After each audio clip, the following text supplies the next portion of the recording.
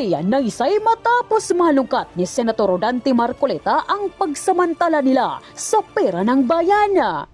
Under former DOJ Secretary Boying Rimula, hindi na nadepensahan ang sarili laban sa mga patotsada ni Senator Rodante Marcoleta. Pero bago ang lahat, kung hindi pa kayo nakapag-subscribe sa channel na ito, please do subscribe para mas maging updated pa kayo sa mga susunod kong mga videos. Nagulantang ang mundo matapos malungkat ni Senator Marcoleta ang paglobo ng DOJ Confidential Fund na umano'y umabot hanggang 800%. Nawala man lang paglilinaw kung bakit ganito kalaki ang natatanggap ng DOJ galing sa pamahalaan. Hindi nga makapaniwala ang naturang senador sa biglaang pagtalon ng confidential fund ng Department of Justice mula 168 milyon noong 2024 patungong 1.5 bilyon sa 2025. Dahil dito, Boying Rimula muntik lang umatras dahil sa takot na baka mabulgar ang patuloy na pagsasalahula ng DOJ sa pera galing sa mga taxpayers. Nakita ko po dito sa ating mga pinagbabasihang mga dokumento, ang DOJ pala, Mr. President, ay meron ding mga malalaking confidential funds. Magmula noong 2020, medyo maliit lamang yun, 193 million, pumalo ng 216 million, 2021, bumaba ng konti, 176 million, 2022, umarangkada na naman noong 2023, 526 million. Bumaba ng 2024, 168 million na lang.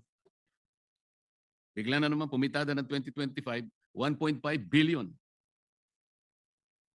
At ngayon po sa GAB natin na isinumite rito, Mr. President, Mr. Sponsor, 364 million na lang. Pero dinagdagan po natin sa ating committee report, Mr. President, Mr. Sponsor, ginawa uli natin na 729 million. Hindi ko po masyadong nasasakyan, Mr. President, kung bakit noong 2025, tumaas po ng 800% ang confidential funds ng Office of the Secretary of Justice. Bakit po, Mr. President?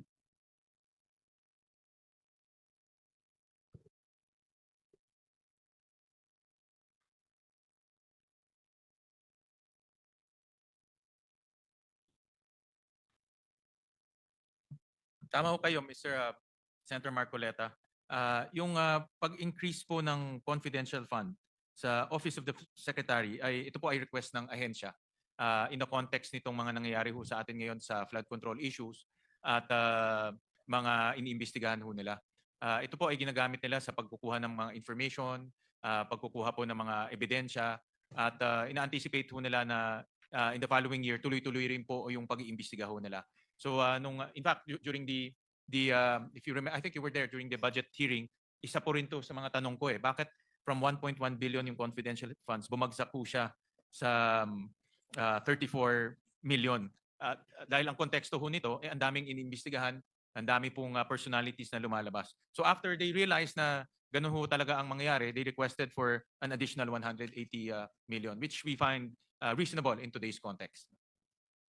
Mr. President, yung 2025 po na 1.5 billion, nauna na pong nailatag ito bago pa dumating ang iskandalo ng flood control. Paano po na project na darating ang iskandal? Oh, yun. Iba ho yun. I was pertaining to the 2026 po. Hindi po, ang sinasabi ko yung... Ay, 2025? Hindi ko po masakyan. From 168 million ay naging 1.5 billion po noong 2025, lumundag po ng mahigit 800%. Hindi po pwede sigurong gamiting katwiran dahil nga naglabasan ng flood control. Wala pa pong flood control scandal nung ito po'y mailatag, Mr. President. Yung aking paliwanag, Mr. President, is for the 2026 budget kasi diretso ho namin kausap si Secretary Vida. And in fact nga, during the hearing, kung matatandaan nyo, sinabi ko, bakit ang liit considering na ang daming investigahan? So, nagmuni-muni ho sila at bumalik ho dito at humingi po ng 180 million. Pero po yung 2025 po, yung 2025 confidential funds, 1.1 billion doon ay congressional initiative. Yung kanilang original confidential funds, was only 34 million. Dinagdagan po ng Kongreso. And ang konteksto naman ho doon, that time, iniimbestigahan po yung missing sabongero. Yun po yung pinaka-high profile case at that time. May mga case build-up na even before. Kaya ho, nag-request ho sila ng ganun amounts. Pero at this time, hindi na ho ganun kalaki yung kanilang ini-request. Ano po yung mga high-profile cases na kinakailangan pong lumundag ng mahigit 800% ng inyong confidential funds? At kailangan ba na dapat ganun karami ang confidential funds ninyo para lamang makapag-usig kayo, makapag-imbestiga ng mga kaso? Ang tinatanong ko po rito, Mr. President, ay yung nakapagtatakang biglang pagtaas na lang eh. Na kung ipaliliwanag in general terms na kasi po merong mga high profile, hindi po natin masusukat sa pamagitan ng ganong klaseng pangangatwiran lang. Pondo po ito na bigla na lamang umakyat ng ganong kalaki.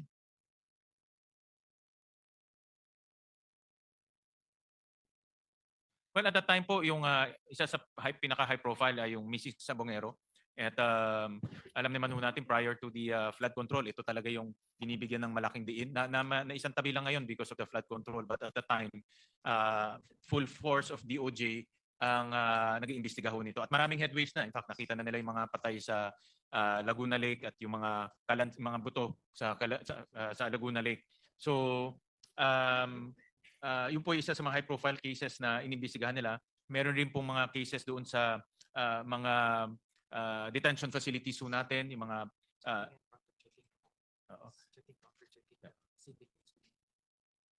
So yung mga sindikato po sa loob, yung nasabi po ng ating Senate President, yung mga drug dealers sa loob po ng piitan ho natin na pinomonitor rin nila, kumukuha sila ng mga information at intelligence para po matukoy nila kung sino-sino ho yun. At that time po, ang POGO was still active. No? So may mga POGO activities pa ho at that time na minomonitor ho nila. No? So yun po yung mga high-profile cases na minomonitor po ng DOJ, kaya kailangan ho nila ng confidential funds. No? Pero but for 2026, hindi na ho ganun kalaki ang ibinigay po ng Senado. Mr. President, gusto ko po sanang paniwalaan yung pagdadahilan na yun eh. Kaya lang nahihirapan po ako, pasensya na kayo. Para hanapin po natin yung nawawalang mga sabongero na di umano ay itinapon sa lawa ng ano na yun? Taal Lake. Ang nakuha naman natin yung mga buto ng palaka yata, Mr. President. 1.5 billion confidential funds. Yung dating ombudsman, hindi na nga po humingi ng confidential fund. Napiko na po rito sa usaping ito. Maging kang opisina ng Vice President, huwag niyo na akong bigyan. Pero kayo po, Mr. President, maski na po yung 729 million 2026, nalalakihan pa rin po ako eh. Nakita ko po kasi, tingnan po ninyo yung Office of the Alternative Dispute Resolution. Para sa akin po, ito'y napaka-importanting opisina, Mr. President. Alternative Dispute Resolution. Kung ito po ay mabibigyan ng impetus, kung ito po ay bibigyan nyo ng atensyon, at hindi mamaliitin ang opisinang ito, bago pa ito ma-ripen into a case, kung talagang ganap na matetrain ng mga tao na nandito sa opisinang ito, napakalaki po ng igiginhawa ng ating justice system. Sipin ninyo, hindi matutuloy ang dispute. Napakarami ang ating may iwasan. Pati resources ng government, makukonserve natin. Isip-isipin po ninyo. 2025 GAA, 160 million. 2026 NEP, 160 million pa rin. HGAB, 160 million pa rin. Mr. President, pati ba naman tayo, 160 million pa rin. Nakakawawa naman itong opisinang ito.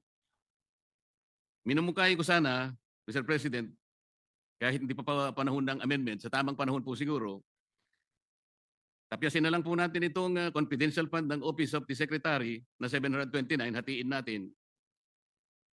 Ibalik natin sa 364.8 million.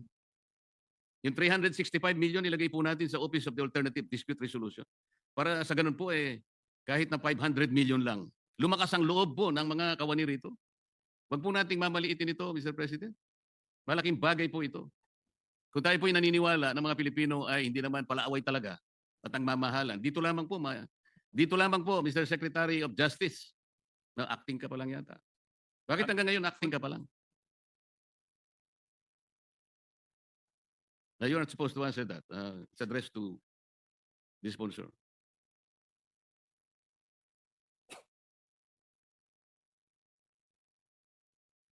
Opo, hindi pa ho siya nako-confirm, Mr. President. So, acting but with the full-fledged powers of the Secretary, Mr. President. Well, Gusto Mr. ko, President, just to be fair lang ho, noong 2025, ang kanilang uh, confidential funds is 34 million. Ang nagdagdag po ay Kongreso. Hindi ho sila ang nagdagdag. So, at the time, noong 2025, I assume no, na yung mga legislators nakita na marami silang hinahawakan na kaso, marami ho silang hinahawakan na investigation, so dinagdagan po ng Kongreso at that time. And this year naman po, if you break down the 729, 500 million of those will go to the Witness Protection Program. No? Kasi nga, and ongoing to, alam naman ho natin, ang dami ho nag-a-apply sa Witness Protection Program at marami ho dito sa mga nag-a-apply ay mayroong direktang information, direktang impormasyon kung sino-sino po yung mga sangkot dito sa flood control issue. So kaya rin po nag-request ho silang dagdagan. So ito naman po ay meron mga justification sa pagdagdag. Depende ho sa situation. At ini-evaluate naman po ng committee pag nagre-request sila. In fact, kaya sinabi ho namin na hindi ho pwedeng bumalik to sa dating bilyones. No? Magre-request lang ng reasonable amount depending on the task ahead in 2026. oo nga po, Mr. President. So kung kayo po'y pumapayag, total 364.8 million naman sila sa ITSGAB. Ibalik na lang natin doon para po yung kalahati, kagaya ng aking pong pinapanukala, ibigay po natin sa opisina ng Office for Alternative Dispute Resolution. Magiging 500 million o 600, o halos 500 million po siguro, Mr. President, Mr. Sponsor, kayo na po ang chairman ng Committee on Finance, baka sakali pong, para po lumakas ang loob naman ng opisinang ito na talagang makatulong po sa pagre-resolve ng mga disputes ng ating mga kababayan. Maraming salamat po sa Mongkay, Senator Marcoleta. Alam po, isa sa mga advocacy niyo is itong alternative dispute resolution. Tama ho kayo na ang Pilipino po mapagmahal, no? At ayaw ho natin ng gulo at away. At yan po ay isa sa mga layunin po ng alternative dispute resolution na mag-ayos na lang at mapag-usapan po yung kanilang disputes. At pag-aralan ho namin yung inyong mungkahi at nakita ko na maganda ang direksyon, kaya titignan ho namin kung how do we improve the budgets of the Alternative Dispute Resolution Office. Parang nakikita ko po at nararamdaman, pumapayag po kayo, Mr. Sponsor. Basta kayo po nag-suggest, Salamat sigurado po. po ako na ano ho yan, mahalagang-mahalaga ho yan. Salamat po. At saka pinaalala po niyo sa akin na naman yung WPP. Ayaw ko na po sanang puntahan yun. Pinaalala po ninyo, wala po akong magagawa. Pasensya na po. Ito si Secretary ho kasi. No? So, Kasi alam naman po ninyo na nung nakaraang pagdinig ng Blue Ribbon Committee, nagtalo na naman po roon eh.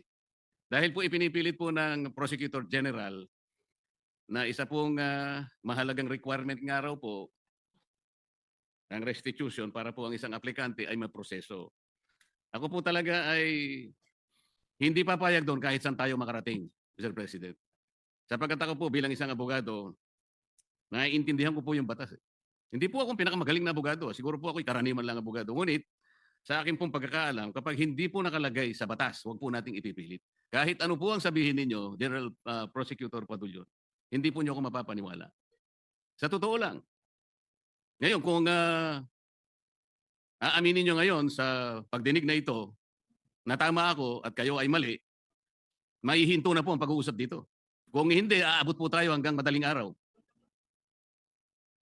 pasensya na po, Mr. President. Nabanggit ko yung, hindi ko na banggitin yung nabanggit ko. No? Napakahirap sagutin kung hindi ko naman banggitin yun. Pero Mr. President, nakikinig po ang DOJ, nakikinig po ang Prosecutor General at narinig ko po nung kayo po ay nagkaroon ng debate nung Blue Ribbon hearing at nakikita ko po yung inyong punto, sila rin po nakikita inyong punto at ito po ay kasama sa kanilang pag-aaral rin po at pinag-iisipan nila ho ng mabuti po at bibigyan ho tayo ng feedback later on. Kasi po, Mr. President, ang ini-invoke niya ron ay kahit anong pilit ang gawin niya, kahit anong pamamaluktot at bending the law, hindi po mangyayari. Ang sinasabi po niya, Section 7 po ng Republic Act 6981. Ang sinasabi po roon, confidentiality of proceedings. Kasi tinatanong ko po nung panahon na yon, Mr. President, dahil nga pinipilit niya yung restitution, naalala ko, yung si Yusek Bernardo ay nabigyan ng temporary or provisional admission. So tinanong ko sa kanya, so nag-restitute ba ito? Ang sinasabi niya, ay confidential po yun. Saan ka naman nakakita ng sagot na gano'n? Hindi po pwede yun. Gusto ba ni si General Secretary Padulyon, Mr. President, babasahin ko sa kanya lahat ng indispensable requirements and even the additional requirements kung paano po mapoproseso ang aplikasyon? Ngayon, kung ito po madali lang ang gusto ko sabihin eh. Lahat naman po tayo nagkakamali. Hindi naman tayo sigurado sa lahat ng sinasabi natin. Talaga po ang tao ay nagkakamali. Yun ang pagiging tao. If he has the honor to at least amend himself, sabihin niya lang na naipagkamali ko po yun. Tatanggapin ko na po yun. Hihinto na po ako rito. At hindi na natin pag-uusapan ng WPP kahit kailan.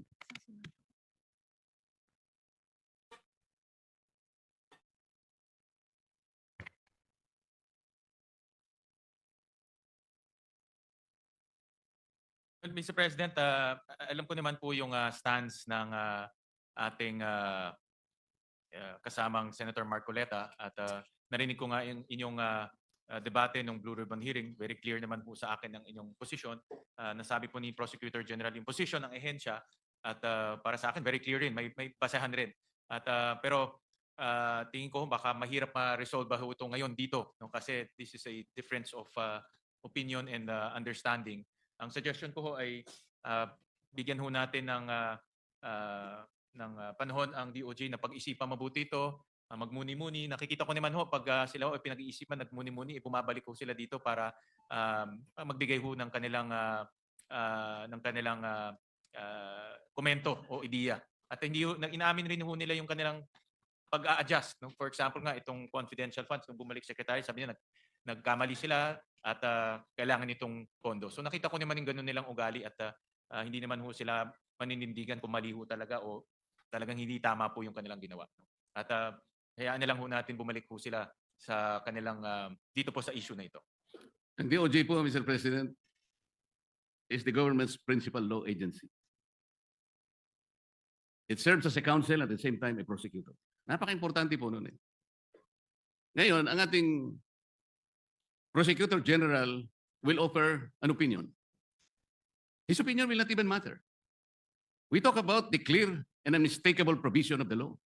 Wala pong sinasabing restitution. Para mag-invento po kayo ng restitution is a requirement under a memorandum or blah, blah, blah. Hindi po pwede yun. Because as a lawyer, we always say, the spring cannot rise higher than its source. The very source, Mr. President, is the law itself. Hindi po pwede yung memorandum o opinion ninyo mangingibabaw sa batas. Ngayon, nahihiya kayo na aminin nyo na nagkamali kayo. I don't care about it. I care about the public. They should not be misled and be mistaken about your opinion. Nasa sa inyo po kung kayo ay magkukusang loob na magsasabi na nagkamali kayo o hindi. And you wanted to maintain your pride. Ayos lang po sa akin yun. Maraming salamat po, Madam President. Thank you to Senator Marcoleta and loud and clear po ang inyong saloobin at I'm sure that the DOJ will take note of this and reflect on your comments. Thank you. Thank you po. Salamat sa good gentleman mula sa Pampanga at Tarlac. Majority Leader. Yes, Madam President, last to interpolate is Senator Robin Hood Padilla. I move that he be recognized. The good gentleman from Camarines Norte and BARM is recognized para i-interpellate ang sponsor sa budget ng Department of Justice. Maraming salamat Senator po, Padilla. Ginang Pangulo, at sa ating pinunong mayorya. Maiksi lang po ito. Pwede po bang makasagot ang ating sponsor sa Opo, ilang malaking katanungan? karangalan po para sa aking na masagot ko po yung inyong mga katanungan. Maraming salamat po. Kanina po, narinig ko po ang ating mahal na kasama, Senadora Risa Hontiveros, sa kanya pong pahayag patungkol po sa naging desisyon kay dating Mayor Alice Guo. Gusto ko lang pong malaman kung magkakaroon po ba ng extradition sa kanya dahil napatunayan po ba na siya ba ay isang hindi Pilipino at siya ay isang Chino? Pakagandang tanong ho yan. In fact, marami nagtatanong ho yan na mga kababayan ho natin dahil na-revoke na ho yung kanyang birth certificate o na-cancela, sorry, yung kanyang birth certificate. Na-revoke na rin yung kanyang passport, hindi na ho siya Pilipino. Pero meron ho siyang kaso dito sa atin. Kahapon lumabas nga ho yung qualified human trafficking sentence ho niya. Kaya dito niya isa-serve yung sentence niya. No? Pero dahil yung sentence niya yun ay lifetime. No? So, ibig sabihin, panghabang buhay ho siya dito mananatili. No? Pero hindi ho siya Pilipino.